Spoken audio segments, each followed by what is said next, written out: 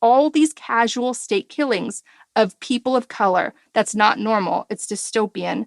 If this was happening in any other country, tourism would plummet. Western leaders would pass sanctions. Every latest murder adds to the state-sanctioned trauma impacting all communities of color who have to raise their children under the constant threat of white supremacy violence. Dante Wright's little boy is going to celebrate his second birthday without his father and grow up in a society that could one day hunt him down and kill him too. Police forces in America were created to hunt down enslaved people who risked their lives to escape to freedom.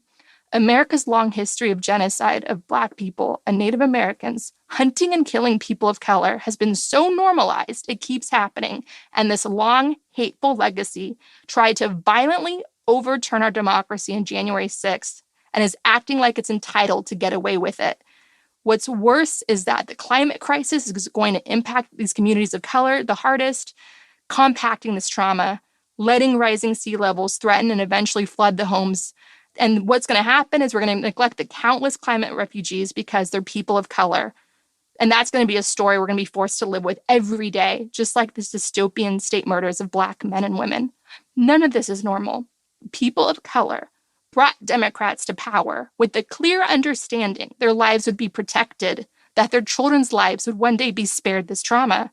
Joe Biden must act with urgency to get his party in line and pass filibuster reform, pass the John Lewis Voting Rights Act, pass sweeping human rights legislation to end state violence against communities of color in all its many insidious forms.